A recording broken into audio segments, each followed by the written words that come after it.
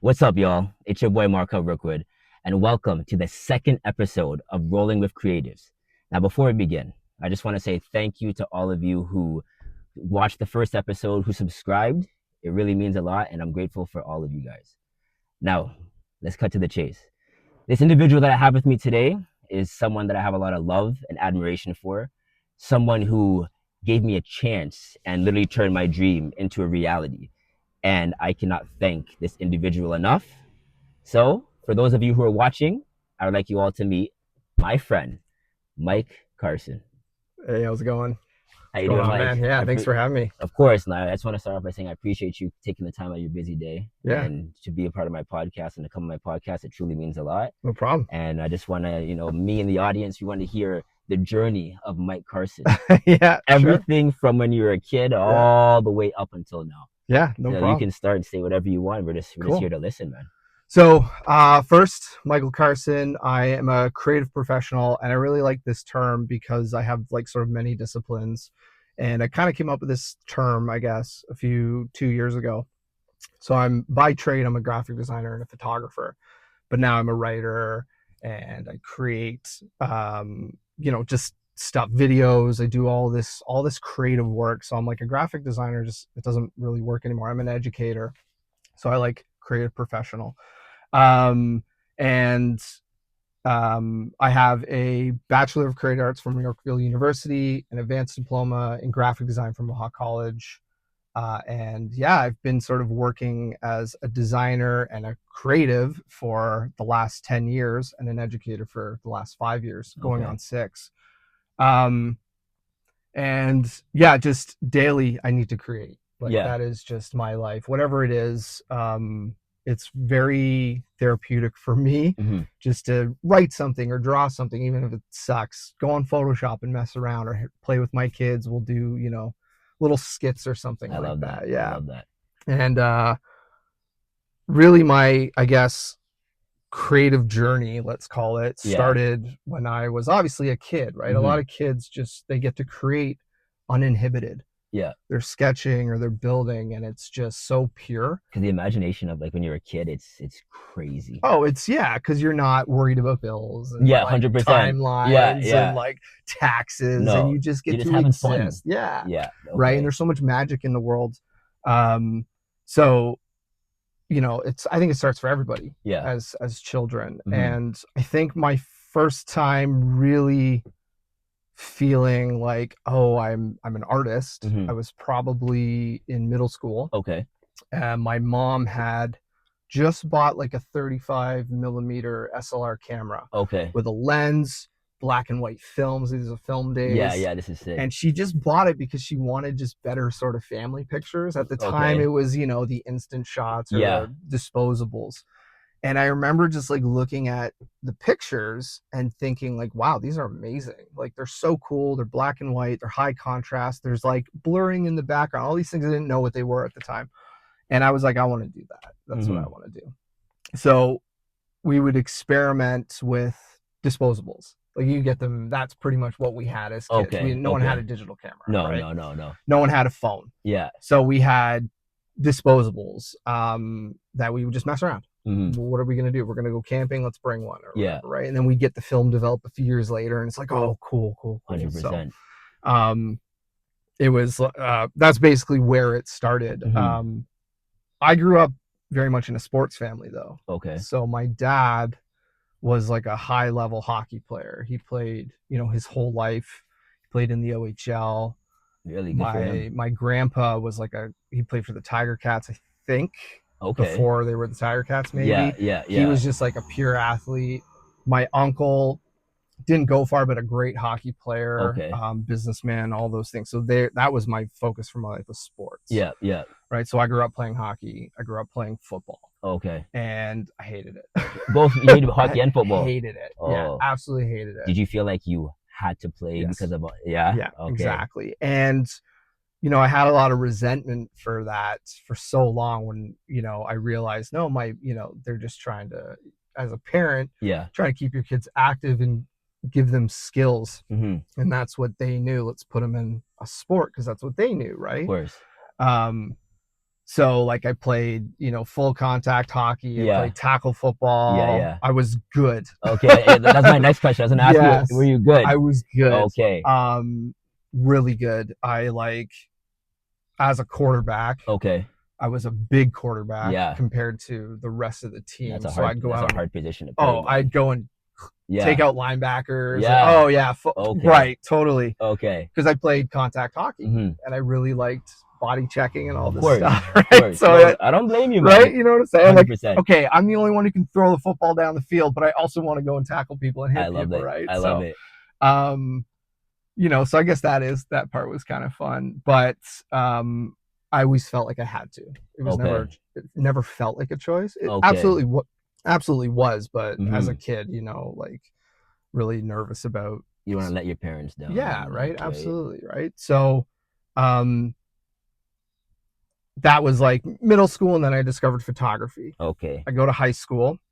I was put in a high school to play football. Okay. They kind of fudged the I address. love it. I love Yeah, yeah, it couldn't escape you. couldn't escape me. They That's changed, hilarious. they changed my address on the form to put Yeah. in a school to play Oh football. I man. played one season, Okay. and before that, the year before that, I got a concussion in hockey. Okay. So I was the goon in hockey. They would be Okay. like, okay, I was better at football than I was at hockey, Yeah, but yeah. um, he'd be like, go get number 12. Oh, Okay, go and take him out. take him out And 100%. I remember hitting a kid once and just black. Yeah. Everything was vibrating. Oh I like shoot. got up, didn't know what was going on, skated to the bench. And that happened sort of like a year before high school, a concussion, right? Hmm. But at the time, no one was really talking about concussions. Like Okay.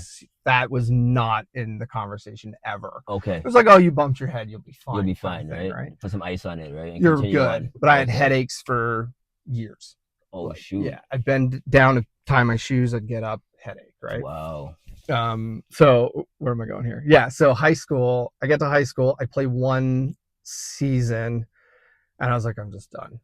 Just like burnout, Hmm. fatigue. I'm like, I Hmm. finally feel like I could be like, no, I don't want to play anymore. Okay. Um, so I do. And then it's kind of weird when that's been your whole life, then what do you do afterwards, right? Like, how do you occupy your time if I'm not 100%. going to practice? Yeah, yeah, yeah. And that's when I really started to experiment with photography. Okay. Um, at the high school I went, we had two photography classes that were offered at grade 11, grade 12. Okay. And it was a full dark room, full like analog photography. Hmm. I remember in grade 9 at the end of the year going into the guidance counselor's office, and in my brain I'm kicking the door down, Yeah, and I'm yeah, like, yeah, yeah, yeah. I want to be a photographer, this is Of what I want to course. do, Yeah. let me take the grade 11 course in grade 10, right? Okay. And this poor guidance counselor is probably just like, yeah, I don't care, like, Yeah, sure, 100%. whatever, child. I got bigger things to worry Yeah, about, right? exactly. Like, Don't yell at me yeah, anymore. get out of my office. Yeah, So yeah. I got to take the photography in grade 10, Okay. the 11 course, and I was just like, this was it. I'm like, this is the greatest thing ever. I'm in the dark room, I'm processing film, I'm out shooting, learning real art, photography, and all this stuff. And it was just like magical. So right? you fell in love right away. Right away. Like Okay. the feeling of, you know, being in the dark room, getting the negative in, headphones in, disc player skipping because, anti-shock wasn't quite good enough. Yeah, yeah. Stack of CDs in my big pocket, I love it. and just printing photos for an hour. And I'd sneak in there at lunchtime. Of and course. I would just I remember skipping classes to just be in the dark room. Right. Okay, no, that's funny. So that was, really where it kind of started, right? Eventually this school started slowly switching to digital. Okay. So we got a new teacher. He was a younger guy, and he sort of recognized my skills, my talent, and we got really close. And he had a vision for the school that we should be digital, and we should be on Macs, we should be learning Photoshop, we should be learning Illustrator, like Adobe, all the Adobe software, because he didn't have that in high school, right? Yeah.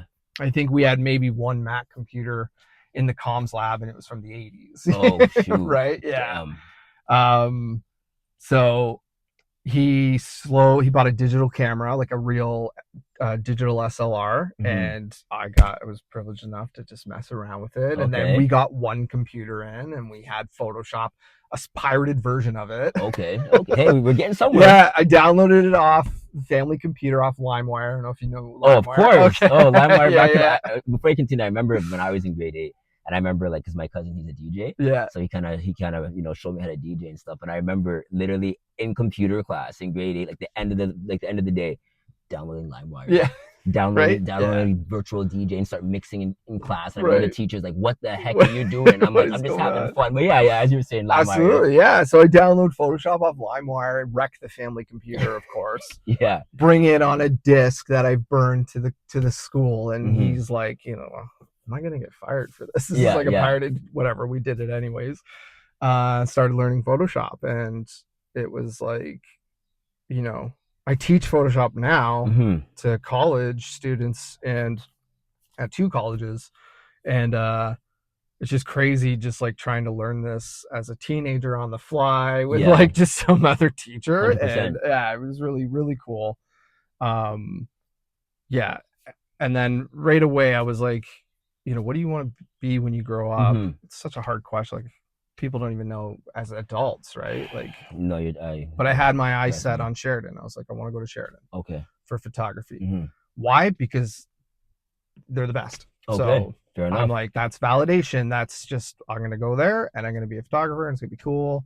And so I worked basically grade 10, 11, and 12 on building a portfolio and just Okay. like getting my skills to where they are, Yeah. doing terribly at other classes Yeah. because Yeah. that was my That was focus, your right? passion, It is, man. right? And it's Yeah. really funny now because I was a terrible high school student, but I was an amazing college student. I was an Mm. amazing university student. Okay. And I realized that if I don't care about it, or at the time, I don't want to do it. And I'm Yeah. just like, I fight it so much. 100%. I think part of also I was suffering with concussion that just Mm-hmm. never got fixed or Yeah. diagnosed or whatever. Yeah. Yeah. Terribly But I sorry to was a hear that, man. terrible high school, terrible grade, middle, high school, grade school. I have hearing loss, so that Mm. was tricky.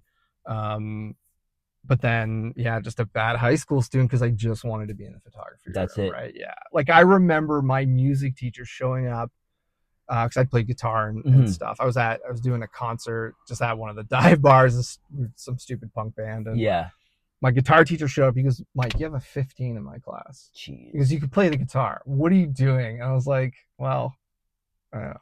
Yeah. He Yeah. was like, "Come on, man!" But I had like a 95 in photography. Of course. I was like, "Yeah, you know what I'm Yeah. saying?" Yeah. Right? Yeah. Yeah. I'm just like, "Oh, this is like, what I want to do." So when I'm properly motivated, Of course. which is really funny. So I build this portfolio. I go to my Sheridan interview, nail it, get the acceptance letter, Love it. and I'm just like, How'd "Oh, you feel? amazing." I Yeah. still feel now You like I'm still, still like, "Oh, yeah. You yeah, feel it when you think about it, right? yeah." Of It's just course. like such a great feeling Mm-hmm. to just, there's your goal and you've achieved it, right? Yeah. Yeah. Um, So you get the acceptance letter. You're now getting ready to Getting embark on ready, your next journey to and go to Sheridan. my like home life kind of goes sideways. Oh, okay. Yeah. So like my parents divorced when I was 2. So my dad wasn't really in my life except for on the weekends. Every other weekend, that's when I would Okay. see them. And Okay. my mom was with some person Mm-hmm.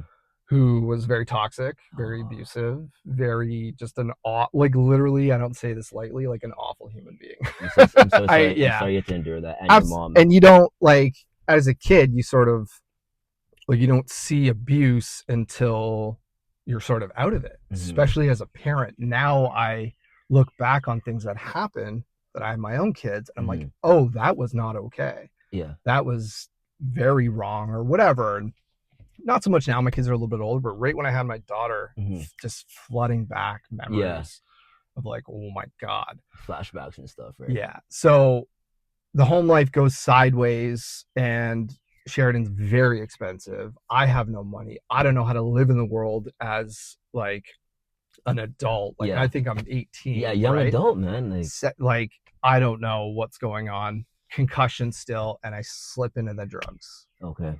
And that's um, you know, obviously my own fault. Mm-hmm. I think I got prescribed like Percocet for a toothache Okay. at like 17. Jeez. Right? Yeah. Yeah. Yeah. and I have a concussion and I don't feel like shit anymore. Okay. I feel normal now, Mm-hmm. right? I'm not getting headaches all the time. And then and this is where it gets, real. Mm-hmm. A bit, and this is kind of what I like to talk about a lot, is the culture around drug use. Yeah. When we were kids, are if you do, cannabis, you're going to get addicted and you're Mm-hmm. going to jail and your life's going to be, and that's not true. It's 100%. not true. Yeah. The Yeah. first time you do a drug, let's say, you're not going to be living on the streets. Some people, yes, but a lot of people, that doesn't happen to them. So there's Mm-hmm. this. I grew up with crazy drug propaganda, right? Okay. So, I've had try other things. Oh, I'm not, this addict. So Mm-hmm. they're obviously lying. Like Yeah. I'm already angsty teenager. Yeah. Yeah. The Yeah. elders have just lied to me this whole 100%. But time. it, They drink yeah. alcohol and smoke Yeah. They have cannabis. And no idea what they're talking yeah, about, right? absolutely. Like Yeah. they're Of hypocrites. course. And the problem with things like heroin and opiates is they creep up on you. Okay. The first time you do it, you're fine. The second fine. time, you're fine. 100th time, that's it. Okay. It's so slow. Mm-hmm. One Kind of like an edible, eh? Like when you take an edible, like a weed edible, and you're sitting there, you're like, oh, this is so. I'm not even Sorry, high. I This mean is what I garbage. mean is the physical Okay. addiction doesn't Okay. happen right away. Okay. You need to develop the tolerance, Yeah. right? Yeah. So then one day you wake up and you're in withdrawal. There we go. And Okay. that's Makes more sense. like the worst feeling in the world, right? Just like opiate withdrawal, whether it's morphine or heroin or whatever it is, Mm-hmm. is just, that's it. That's your one thing on your mind.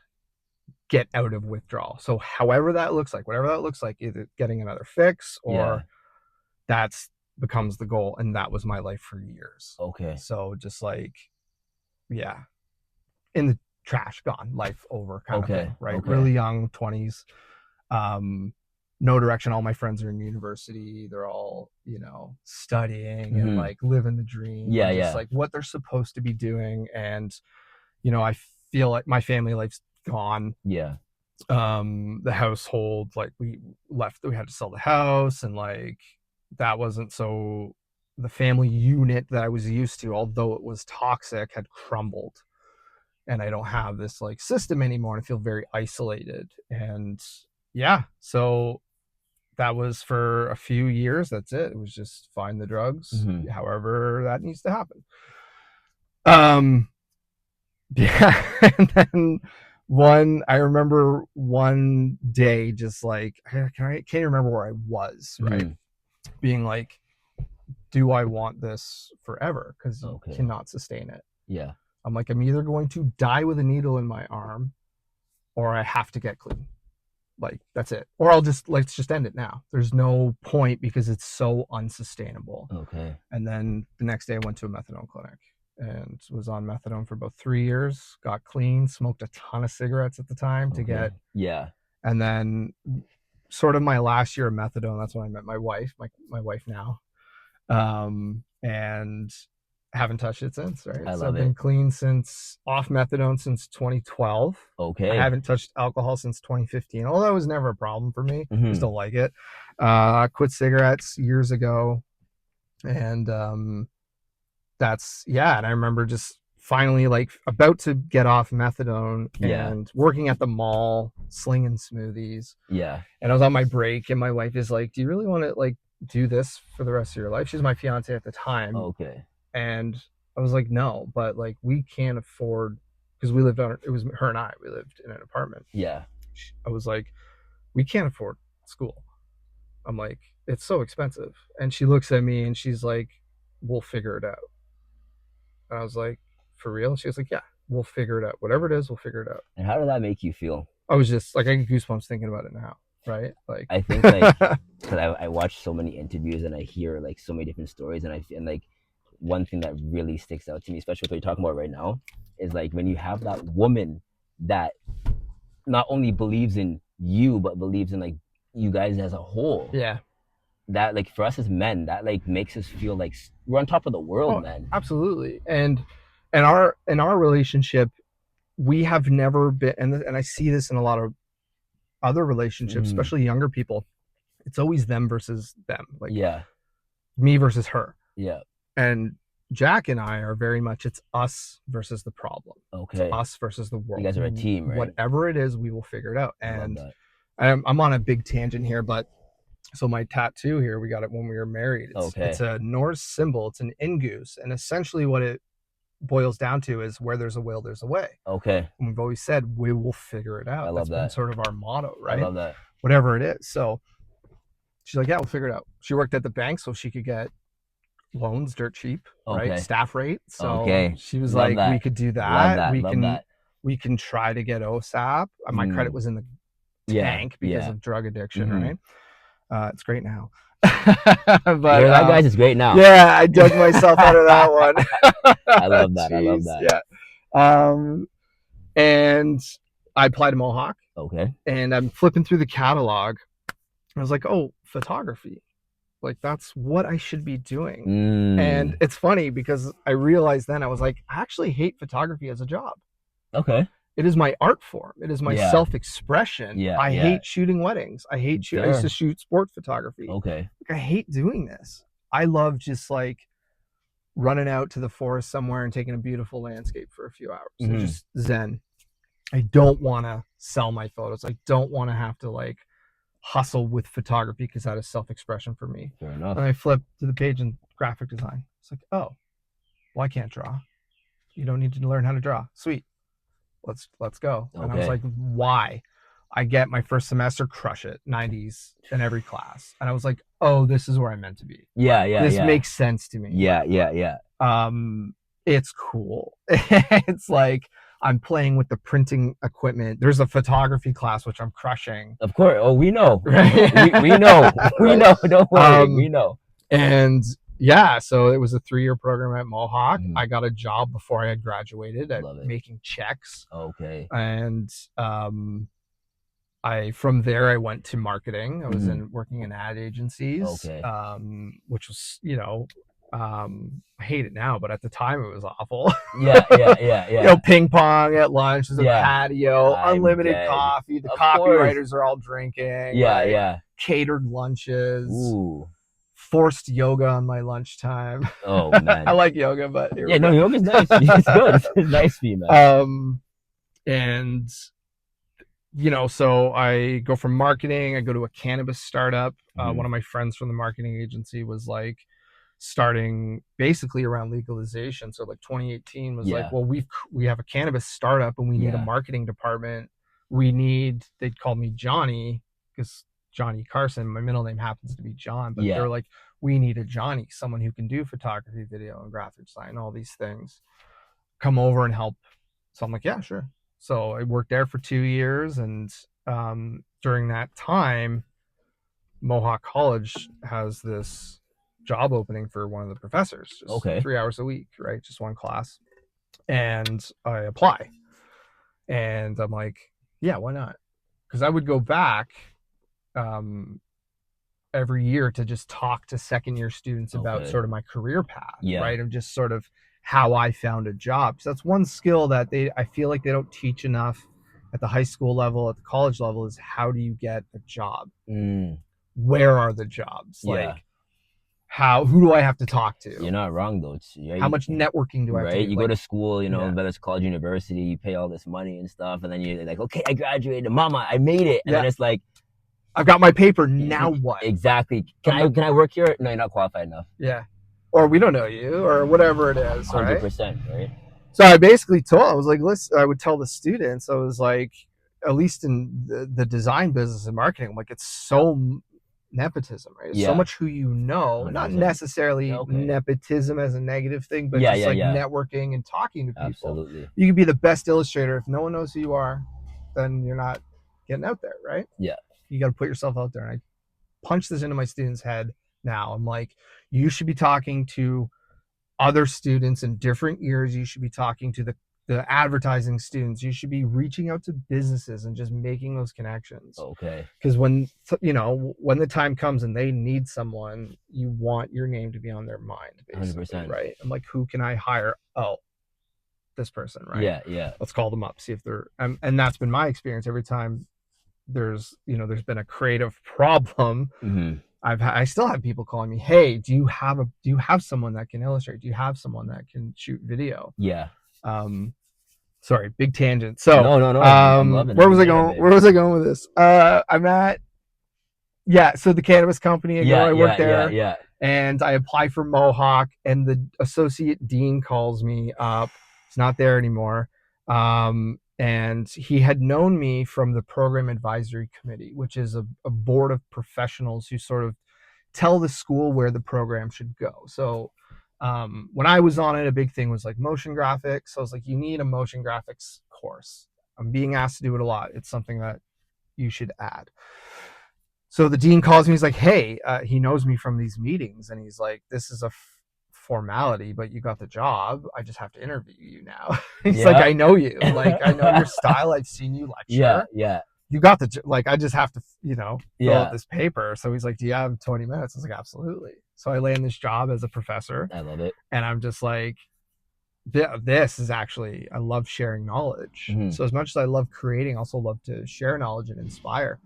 Um, and my wife, I had gotten, once I told her about it, the next day she buys me iron-on elbow patches for like Okay. a tweed jacket because I'm a Yeah, professor now, yeah, yeah. and a bubble pipe like Sherlock Holmes, like the No. tobacco Yeah, pipe, yeah, yeah, yeah. but it's for bubbles. I'm She's like, well, now that you're a done. professor, you got to be fancy. Fair enough. So Fair enough. she buys me this like bubble pipe, really hilarious. And that's my life. I'm working in the cannabis, a brand new company. I'm teaching once a week. Stuff happens where now they need me to teach more, Okay. and I have to leave the cannabis company, and I'm like, you know what, yeah, that's fine, because it's in Toronto, Hmm. and we're like, it's a long commute, Of course. and it's not great. So I start teaching more, and then COVID happens. Don't even get me started on So I that, just left man. this secure job Yes. to have a couple of classes Yeah. in hopes that one day I'll get full time. Here we go. And then the world goes sideways now, right? Oh, we know. So We yeah, know. absolutely, right. Holy cow, Um, man. so what I really liked, to get meta on you, is I forget David. Hmm. Just listen to how he coped with sort of COVID, and Yeah. just like where he was when the Hmm. world went sideways, Yeah, right? yeah, yeah. And just sort of the consequences of that. So um, now it's just me and the kids, right? My wife, she was a bank manager, and the world didn't stop for her. No, of course And not. that's what's really strange about COVID, is there's this perception that lockdowns and, Hmm. yeah, for us, like sort of white collar or different jobs, but I'm like, the retailers and the truckers and the bank and fast food workers, they never had the break, because heaven forbid they take the break, right? Yeah, So she experienced COVID in a way different way than I did. yeah. She still had to go to work, but now there's this threat of whatever, right? And people are angry at her because she's wearing a mask, and they have to wear a mask. One lady spit on her, like, What? she's like, I'm just trying to do my job. Like, I'm forced to be Come here, on. whatever it is, I'm right? so So, sorry she had to go through that, yeah, man. and it sucks. So me and the kids were in the house. We're just like, Yeah, what do we do? Right? Like everybody, cooped up in the houses. sure, let's bake bread. Okay, fair. Yeah, let's bake. Okay, cool. That's done. Can we make donuts? Cool. Let's try to make ice cream. Awesome. Should I paint the living room? Okay. Should I, how much can I do? And eventually you just run out of Yeah, stuff. exactly. What can I keep doing to Yeah. keep myself and my kids occupied? Right. I couldn't go to jujitsu because the Yeah, gyms are closed. So I'm going squirrely because that's my work. That's how I work out. yeah, yeah, yeah. And my daughter was 4, my son was 2, and we're sitting in the basement. I think I was watching the Iron Giant, Mm. and my daughter's like right into it. Yeah, yeah. And I'm sorting Magic the Gathering cards Hmm. because I have a ton of just garbage cards. Okay. And my daughter walks over, and she's like, she wants to play. And if you know anything about Magic the Gathering, it's really complicated. It's like a 300-page rule book, I think, something like that. And so I just made something up on the spot, and that's where turned into eventually Critter Cards. Mm. Right? So Critter Cards is a game. It's like an educational card game. Here's a pitch that Love I it. made with the kids. We funded it on Kickstarter. And that just kind of ate up our COVID, right? So Yeah. for 2 years, that's kind of what we did. We tested stuff and cut out prototypes and Hmm. played games. Um, then the lockdowns kind of start to go away. Get to go back to Yeah, jujitsu. Get to go yeah. back to actually teaching in person. Which Um, you love, right? which yeah, absolutely. I teach online now Hmm. for a school at West, but it's a different vibe. Of Like course. teaching in front of people, you feel the energy. Yeah. You get to inspire young creatives. I have a photo studio that I get to teach in. So I teach Photoshop and photography, Hmm. funny enough. Yeah. Um, and it's just such a cool vibe to be around other creative people, which is really important. And then um, it's gone. So the world's kind of back to normal, sort of, or the new normal. Hmm. And I really want full time, right? I'm Mohawk. I'm like, I want to work full time because in between semesters, it's feast or famine, right? Yeah, So yeah, it's like, yeah. okay, my semester's over. So what do I do for the summer, right? So, I'm with the kids pretty much, which is great. I love that actually. So, but I really want to work full time because then I would get paid through the summer, right? That's the 100%. difference. I still Yeah, have the yeah. summer off, but I would Yeah, get yeah. paid through it. And I have a meeting with the dean, this associate dean, who we cycle through like crazy. There's always a new one. Yeah. It's a hard job, and she was like, "Well, they just passed new policy. You'll never get full time until you have a degree." I was like, "You have a diploma and you have your experience, but until you have that piece of paper, they'll never hire you." And it goes back to what I was saying. Yeah, Here, guys, I did it, mama. I made it. yeah, I'm here to work. yeah. Yeah, but But oh gosh. where before it was like, oh, you have X amount of experience, you're a professional. Yeah. That's the whole idea of college, is you're training for jobs, as Hmm. opposed to university, where it's you're learning knowledge and how to research, and Yeah. you're not necessarily learning that hard skill. Um, so I'm just like, so upset about it. Of I'm like, course. I've left really good paying jobs. I worked at the government. Hmm. Being a graphic designer for the government is like the cushiest job ever, but it's so uninspiring. And Okay. that's me in middle school again. Yeah, And yeah, I'm yeah, just yeah. so uninspired. What Yeah, else yeah. can I do to sort of fill that creative need? And I'm upset. My wife's like, well, like what? Is it because you haven't been training enough? I go, no, no, no. And she's like, well, what's wrong? And I'm like, Yeah, well, and yeah. I tell her the story, and she looks at me and she's like, we'll figure it out. Apply. We'll figure it out. I I'm love like, that. it's $30,000. She's like, we'll figure it out somehow. Yeah. Okay. So I apply. I get into university. Here I am as like a 30-something-year-old. Never in my life did I think I'd be in university. Okay. Um, Never too old to go back to school though. exactly, absolutely. And I'm crushing it. I love it. And it's like, which is weird because I don't think I ever wrote an essay in high school. Okay. How did I graduate? No clue. But you did it. I did it somehow in high Yeah. school. I Yeah. somehow got through without ever writing an essay. Okay. So I'm like learning how to do these things that I should have learned as a teenager, that I've just been like fighting against. And then I was finally, my wife's like she's a lit major and like an English major, and it's a writer. And she was like, this is how you write. She's like showing me the mechanics of writing. And I was like, oh, no one has ever explained it Yeah. the way she did. I'm like, Okay. I absolutely can do this. Yeah, yeah, yeah. So I'm in university. It's really great because it's the degree is a bachelor's of creative arts. So I'm Okay. with other creative people. Okay. We are all industry people who are coming back to re-educate, Yeah. all from different backgrounds. And my one of the projects for one of my classes was I had to write an application to get funding for a TV show.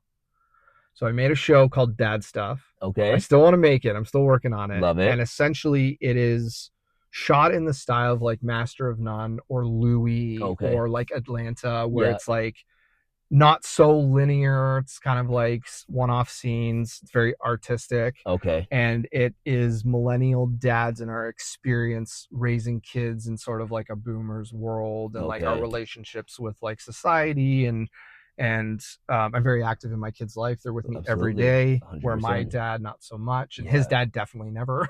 Oh, Right? shoot. Like, Okay. yeah. Yeah. And so I write this application and I finish the project to do a creative booklet for it. Mm-hmm. And I'm like, that was really fun. I love TV. I love movies. I always have. Okay. I could probably turn my card game into a show. I was like, what would that look like? So I like bring out the notepad. I start writing it out, and I'm writing the characters, and I'm thinking of like the age groups and the stories. Mm-hmm. Because when I was developing my card game, I had created all this background lore just to help with artwork, just to Yeah. give my artist to be like, okay, these are the merfolk. They live in sort of like pirate style, like broken down pirate ships, and they Yeah. use Yeah. Yeah. seashells. And like I created these societies for these creatures just to help with artwork. Mm-hmm. And I was like, there's a show here. There's absolutely a show here. So I write, I'm like, what am I going to call it? I'm like, you know what? I have no clue, but I keep referring to critter cards as the critter realm. Yeah. So I'm like, okay, critter realm. I'm like, no, maybe I'll call it the realm. I'll change it later. Yeah. I just Yeah. need something. Yeah. I Just can't something. move past the title screen until I have the realm written down a title, right? So Yeah. I Yeah. call, Yeah. Yeah. call it the Yeah. realm. Yeah. And I start writing this, and I'm like, this is really fun, but it's also just like an idea. Mm-hmm. And I'm like, okay, how do I make this a reality? I'll figure it out. So lucky me, at Mohawk, one of the professors in a different program, he's one of the in the animation, I think. Okay.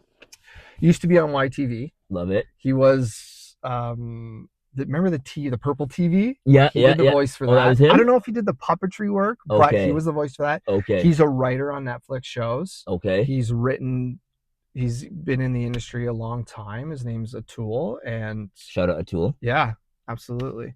And so one of my other professors like, you should talk to Atul. This is what he does. Like, this is his career. This was his career before he. So I'm like, okay. So I hunt him down. I'm like, you don't know me. Yeah. Yeah. Yeah. But I know like, of you. Yeah. Can I have like just an hour of your time? Like, Yeah. I'll buy you a coffee, whatever it is. And he's like, yeah, sure. So we sit down at Mohawk, and we're just this is the journey. He's like, this is how it works. Mm-hmm. He's like, this is an uphill battle. He's like, Yeah. you Yeah. know, you Oh. absolutely Yeah. know. 100%. So he is like, this is what you have to do. He's like, the idea is there. He's like, polish it up, and then now you need to get in front of the people. I said, well, where are the people? Yeah. Where are Yeah. they? Yeah. Yeah. Will they talk to me? Because 100%. I submitted my show pitch to Chorus. I submitted it to Bell. Mm-hmm. I submitted it to all these companies, and it's sitting in an inbox somewhere. Yeah. They probably haven't even opened it. Yeah. Or maybe they have. I don't know. But they get a ton of pitches a day. And he goes, well, he's like, go here, go to Banff. Because there's a World Media Festival every year. He's like, I've seen stuff get sold through conversations here. And he's like, if anything, you get a trip to Banff. Yeah. No, I was fair, like, fair. cool. So I really polish it up, and I'm thinking, what should I bring? And I'm over the top, and my wife's like, you just do everything. You don't do it half-assed. Like, I've never been that way, or at least maybe post-concussion. Mm-hmm. Yeah. So I was like, you know what? I want an animated trailer. I want a proof of concept. I want something that looks cool. I'm going to hire a bunch of actors, and I'm going to write it, and I'm going to bring that, and that's going to be my smoking gun, and I'm going to show it, and everyone's going to be blown away, and they're going to buy it, and I'm going to be able to make a TV show for the rest of my life. That's it. Yeah. So I'm like, okay, I can't animate. So one of my I can't do like traditional animation. Mm-hmm. I can do motion graphics, but Yeah. I can't draw, Mm-hmm. and I can't really animate characters. So I'm like, that's the first hurdle. I met an artist named Mahmoud. He's from Azerbaijan. He came here with his wife, who was studying at Mohawk. Okay. Barely speaks a word of English. 2 years ago, his English is great now. Yeah. Which is funny, because when we met, his English was, one or two words, or through his wife. Okay. And she was translating. Yeah. And yeah. they both speak 4 languages, right? Holy and cow, that's man. it. I'm here barely speaking English Yeah, myself, right? Yeah. Oh man. And they would speak in, I think, Russian and Azerbaijani, and I think they know Turkish. Like, they're crazy talented people, crazy skilled people. Yeah. And so we're talking, the 3 of us all together. Yeah. And sign the deal. Okay, Mahmoud, you're going to make me a trailer. We work out the details. I'm like, I'm going to go find some actors and to hire some people. Where do I even go there? Well, I have a lot of actor friends. One of my half brothers is an actor, and where do you find voice actors? Yeah. So I get, this website, and I put up the thing, and I have all these characters. Everyone's going, but I don't have is a black man, teenager. Yes. Yes. Like, Yes. that is my character. And so I was able to find everyone else, and I'm like, okay, where do I find a black guy? Yeah. Right? Yeah. So I put it on Instagram. I'm like, listen, I have the merfolk, I have the gnome, I have the bad guy, Yeah. Yeah. I have the white girl, right? Yeah, I'm like, do I just put on? I need a black guy? Yeah, Mark? yeah. Like, I feel like that's problematic. I Yeah, don't know. yeah. You're just trying to be like, how do I say this in How a do I way say where I'm this? not offending anybody? Right. I'm just seeking for black individuals Yeah. to be a voice actor Right. for my show. I remember there was a FedEx driver, and he hops up the truck, and I'm like, hey, do you want to act? And he was just like, dude, who are you? Like, why? Yeah. I was that desperate, right? Because I'm like, no, 100%, man. when I grew up, they had one white guy voice everybody. They Yeah. had, and I'm very much thinking of Hank Azaria from Yeah. The Simpsons, Of right? course. He does Apu, he does everybody. Yeah.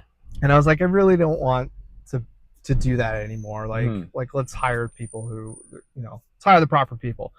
So then I put it on Instagram, and one of my former students was like, check out this guy. Yeah. I'm like, okay. Yeah. I'm like, is he local? He's like, yeah, he's in Hamilton.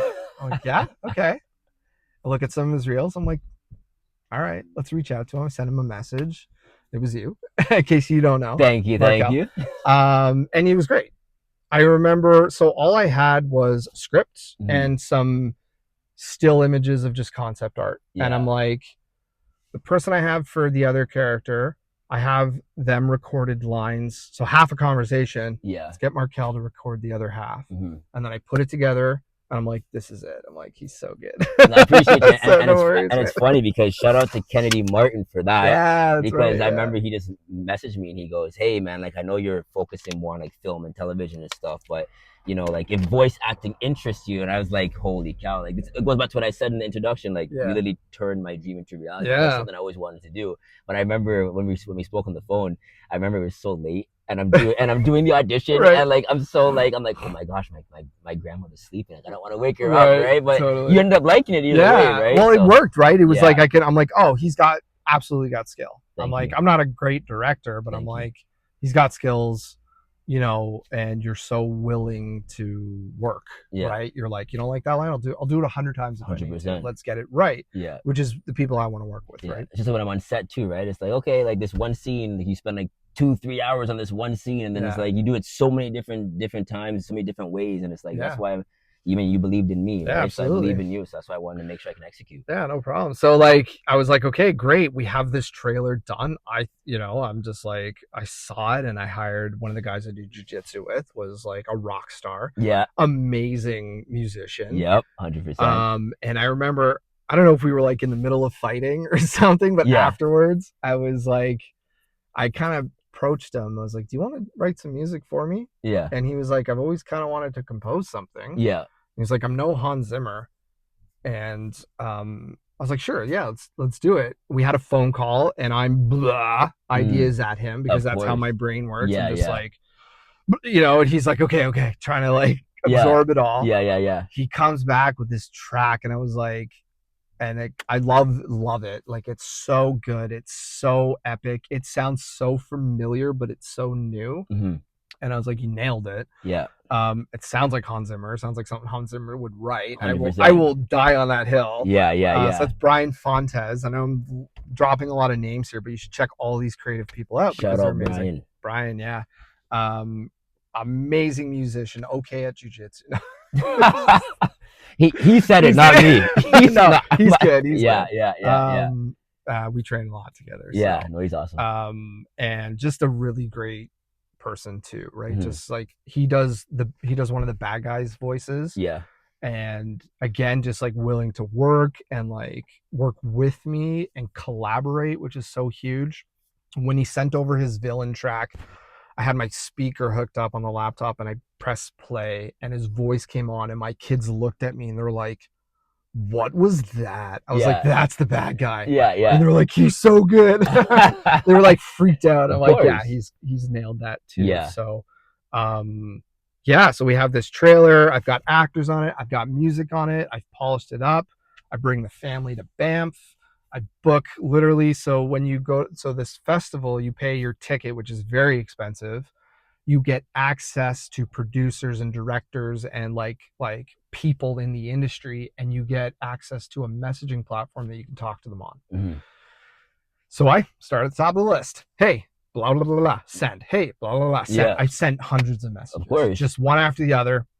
Who can help me? Mm-hmm. Um, and I get 7 meetings, and so I'm just like, well, cool. Go to Banff, meet with all these people. I hear a lot of the same stuff. A lot of it is like, this looks amazing. You've done your homework, but the industry sucks. The age group that you're trying to sell this show to is really hard to make. Um, and good luck. Yeah, no, yeah, Right. yeah, yeah, yeah, And yeah. then I met 2 producers. One was like, we love this. Whenever you need help, whenever you're at that point, you want to help with application writing, whatever it is, let us know. You Okay. can use our studio, like all this stuff. So cool. And then I met another producer who was like fired up. Our conversation was an hour. She was like, this is awesome. Um, she's sitting there like, who can I bring this to? Thinking about it. And she's like, we'll talk in Ontario. Like, absolutely. And that's where we are now. Literally Yeah, just yeah, waiting yeah. now. And it's just, we're having conversations That's and it. trying to get people on board. I really believe in it. I believe in it. Yeah, absolutely. Everybody that's seen the trailer, they believe in it. Right. So it's a really great story. In the back end now, we're working on a comic book adaptation to basically help with like raising funds. Mm-hmm. Because like I have a hard time just asking people for money, right? I'd rather offer them something. Yeah, And I'm yeah, like, you know yeah. what? A comic book that's an adaptation, have really great artwork. I'm like, I could sell that to help fundraise this like crazy idea I have, right? Um, so that's where we're at, right? And I could talk forever about Of the show course. itself. But we don't want to give away any spoilers Yeah, any because the spoilers? realm Yeah. is the guys everyone that's watching, the realm's coming. Yeah. You guys will see it. It takes place in Hamilton. There you It's go. Canadian. It's unapologetically Yeah, Canadian. yeah. We're not pretending to be in the States. I play Isaac. He plays Isaac. He's the main. Isaac's character is great. He has this crippling anxiety. He is a perfectionist. And I wrote myself actually as both of these characters. Mm-hmm. Isaac believes his parents expect perfection. Yeah. And maybe they do, and they don't realize sort of what they're doing to their kid just by trying to push him to be the best. And that results in him having this crippling anxiety. He wants to be the hero, and he gets pulled into this world, and he has no choice. He has to become the hero. And he has to work with Ada, the character opposite of him, who is this like lone wolf, doesn't trust anyone, feels isolated, Mm-hmm. is a fighter. Yep. And she has to learn to trust, right? And they work together to basically fight the bad guy. So You heard it, folks. That's really what it good. is. Yeah. So And it's just like all these things. And my wife always jokes. She's like, you keep inventing jobs. She's like, you're crazy, right? So I'm writing a show and making a comic book, and I made a game. She's like, you just like think of something, and then she's like, how about you just finish painting my dining room? Yeah. First, Yeah. right? Yeah. Like, I'll get to it in 3 or 4 months. Yeah. Eventually. But hun, like look what I'm working on. I got absolutely. this idea and that idea, and Yeah. like it's like, you believe in me, remember? Like Yeah. we'll figure it out. We'll figure it out. And she always does, that. right? Yeah. She's always super supportive. And No, that's awesome. when I'm like, honey, what would a 14-year-old girl say in this instance? I've written something. Yeah. That's a 36-year-old man. Yeah. I'm like, rewrite it as you as a teenager. Perfect. Done. Sweet. So thank you. Yeah, absolutely. Right. That's awesome. And collaboration, right? Collaboration as creatives is key. And I wish I knew this sort of like when I was younger. Mm-hmm. I see a lot of my students and just like a lot of young creatives really guarding their work. They don't want to share it, or they don't want people to see it. They don't want to ask for an opinion because they're worried that it's going to get stolen, Mm-hmm. or that they're not good enough, Yeah. or there's anxieties around it. Of course. But I'm like, when you work together, your work is amazing. Yeah. Right. I'm like, and my big example, and I probably need to update this. So y'all let me know which is a more age appropriate reference. So I go, Paul McCartney, John Lennon, Ringo, and George, like they are all excellent musicians Hmm. and they're great solo. Yeah. But when they're together, they're the fucking Beatles, Yeah. and they work 100%. together and they create this. So I'm sure there's a better reference for that nowadays, but Yeah. they are absolutely a better creative force together than they are apart, right? Um, and yeah, so any chance I get to collaborate with people, to have people's ideas, just like Brian throwing in something, you throwing in your flavor, like whatever it is, Hmm. that's what I love. It becomes this organic thing. So yeah, No, that's yeah, that's great. That's that's great. No, here we are. I appreciate that, and this is No where we are problem, now. man. Like, from you feeling like the expectations from your father. You know what I mean? Yeah, Like you, no, I played hockey. yeah, Your grandfather played football. You have to play these two sports, and you're yeah. just like, okay, like, And that's the thing, right? And that was my mindset for yeah, most of my life. My yeah, dad is forcing me to do this, but yeah, he's not. He never was. It yeah. was just my perception because I don't Hmm. want to let him down. Because Of when you're a course. kid, Oh, like I didn't get to see him a lot. Like my hmm, kids see me every day. I yeah. put them to bed. We wake up. We're on adventures constantly. I got to see my dad That's awesome. every other weekend. Yeah, like But twice a month, right? when I saw him, yeah, essentially, right. And when I saw him, I'm like, this guy's a giant. Like he's he's a superhero, right? Yep. And I don't want to disappoint him. So I'll just do it. And I didn't learn to sort of vocalize just like those things. And that's why I teach my kids. If I bug you, Bell, you tell me. Yeah. You let me know. Yeah. And they do, That's right? awesome. And we have this conversation, right? That's awesome. So yeah, just yeah, absolutely feeling like I have to play to Yeah. do something. No, So I love it. And yeah, going to school, yeah. right? High school, High school, you had yeah. a fifth, what was that, 15 in music? Guitar, right? 15 in 15 in guitar. guitar. Meanwhile, you can play the I guitar. could shred the guitar. Oh Not well man. anymore. My Yeah. hands are all messed up from Yeah, jujitsu, yeah. And but then you're a 95 in photography, yeah, right? No, absolutely, yeah, that's just your whole journey yeah, was, no, it was amazing. yeah. Thank And you. I thank you for, sharing that with us. No But I problem. always have to, end off with two questions. So the Yeah, first question I have to ask you is, has there ever been a point in your life where you felt like you hit rock bottom? yeah, If so, what did you do to overcome that and bounce back? absolutely. Just so during my sort of addiction, Hmm. just like I can't remember where I was, but I remember the feeling just like on a couch somewhere Yeah, and just knowing that I don't want to die this way yeah, because that's what's coming for me. hmm, I'm gonna die this way. yeah, yeah, Either I'm gonna put a bullet in my brain, sorry, hmm, or I'm gonna OD. yeah, This is not the life I want, yeah, and I have to crawl back out of this hole. Put myself here, so now I gotta crawl out of here, right? I gotta fight. So I'm gonna find a way out, right? no, And that's when I was like, Google, right? Like, what do I do? yeah, yeah, And then it's a long battle. the it's easier just not to start, to be honest. yeah, Like yeah, fair. the and again, as a big TV and movie fan, one quote that I constantly in my head. I don't know if you're familiar with The Wire.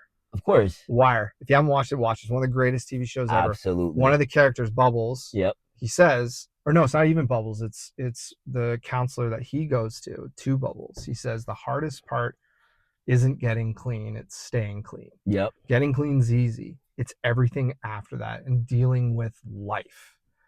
Getting, like you can get over this physical addiction, but then you have to put in the work, and that's like the struggle. hmm, And I see it constantly especially with like alcoholics yeah, and like people who smoke, right? Because yeah, it's still so socially acceptable. 100%. We're having beers at dinner. We're just around this. How is an alcoholic supposed to get clean Hmm. if he comes home and his spouse is just having beers, Yeah, right? yeah, Like that's a huge trigger. of course. I had the benefit of just being in this sort of like niche underground thing where it's like I can't walk in the store and buy Percocet. Yeah, yeah, Like yeah. you can't do that, No, right? no, no. So unfortunately, the way I saw it and it worked for me Hmm. was just I cut off my life. There was like a done. Everything before this is friends, people I know, and this is my new life. And I'm Yeah, going to navigate this and I'm not going to interact with any of this old stuff. So I lost a lot of friends, cut a lot of friends off, yeah. no fault of their own. Just like I need to You have to put yourself first. put myself first, get out Yeah, of this. And when I'm in a point where I'm healthy and fine, then I'll Mm-hmm. start, you know, reconciling or talking to these people again. Um, and that's, yeah. So getting, for anyone who is struggling with addiction, like, it's absolutely possible for you to get clean and sober. People do it all different types of ways. Some people do AA. That wasn't right for me. Mm-hmm. But I did, medical therapy essentially, and then just like whatever I had to stay sober. A few years ago, I had surgery, and I was really nervous about having to have pain medication, of course, Yeah, right? yeah, yeah, yeah. And my wife was like, "Yeah, don't worry, figure it You out." figure it out. We did, and it was fine. And it I was love like I love that for you. not even a thought anymore. That's awesome. Where at days and days, it was like, and it's funny, I still think about this with cigarettes because I don't smoke anymore. Mm-hmm. But I'll every now and then be like, "Oh, I would love to just sit here and have a smoke," but I don't. Yeah. But I don't have that thought with like pain meds or morphine Okay. or anything like that. It's gone. Okay. So I'm like, okay, I finally feel better. Yeah, yeah, Right? yeah. I feel No, healthy. you Who I'm deserve that. supposed to be, right? So You bounce back. yeah, and I wish everyone who is struggling with that can get clean and Yeah. get help. And just, you need to ask, you need to be vulnerable and put yourself out there, Mm-hmm. and you need to want to. 100%. That's it, right? If you're not ready, it's not going to work. You're going to slide back in. But yeah, that was my bottom. Okay. Got into the best school for my fields and just like couldn't go, money or whatever it was, and like family life fell apart, and then just everything else is falling apart. Might as well. Who cares? Let's stop, right? Yeah. All that stuff, and then, but Yeah. you still found the way out. And I was like, I don't want to live like this. I don't want to die like this. That's awesome. Right? Like, I don't want to be. That's how I'm found. Yeah. Good for you. So how do I get out of here? And then you figured it out. No, you deserve absolutely. that. Yeah. You deserve that. Thanks. Of course. And the second question. Yeah. What is a huge accomplishment that you are still so proud of till this day? Getting clean. Okay. But I think honestly, the thing I'm really proud of is getting, I have a purple belt in Brazilian Jiu-Jitsu. Okay. And I'm on my way to black. Like, Yep. it's I'm going to get it eventually. I need 2 more until I get it. Mm-hmm. For anyone who doesn't know, purple belt is considered the hardest to get. So usually when you start jiu-jitsu, you're about 2 years, at least at our gym. Yeah. Shout out to Jocelyn's and shout out Jeff Jocelyn. Shout out to Absolutely, you, of course. just a pioneer in MMA, and just an amazing person, and great. He's a crazy creative, 100% writer, actor. Kicks my ass in jiu-jitsu constantly, and just a great teacher. And I take a lot of his lessons and use them in my life. But you're usually around 2 years as a white belt. When you first start, you're on the mats, you are getting your ass kicked by the 120-pound nerd in the Spider-Man gi. Yep. And I'm a big guy, and I'm like, oh, I could wreck this dude. Yeah. And somehow he's on my back and he's choking me out. Yeah. Like, what happened? Yeah. And then, okay, let's go. Again. You're just getting beat and beat for months. Of course. And then one day, you finally, it clicks. Yes. You're like, oh, I'm not getting tapped. Yeah. As much. Yeah. Still getting tapped, just not as much. Yeah. And then one day you tap someone else. I love and it's that. like the greatest. You're like, oh my God, I can do this. And so about 2 years is there. And then you get your blue belt. And then you realize that everyone's been going easy on you. Yeah. So you went from being the best white belt to like, oh, I realize now how much I don't know. Yeah. I'm getting like, it is just, and people quit at that point. Yeah. Because it's very hard to go from the top back down to the bottom. Of course. To now, like, the higher belts are calling you out because you're good enough to roll with them. Yeah. And anyways, so if you can make it through blue belt to get your purple belt, that's a huge accomplishment. And for me, that's like, you deserve it. I love it. I've always loved martial arts, and it's a sport I do love. I don't have to get kicked in the head or punched in the head or slammed. You don't have to be board. You don't have to be that goon, as you said. Yeah. Go after number 74. It's like, all right, coach. Called martial arts for a reason. It's poetry. It's a chess match. Yeah. It's your vibing, you're flowing. It's art, man. Oh, it's so fun. Yeah. So just getting that, so next one will be the brown belt. We'll get we're getting it. Hopefully, Mike, my man. Anyways, thank you so much. Hopefully that was okay. Guys, Mike Carson again, everybody. Thank you guys for tuning in, and until next time. Thanks, guys.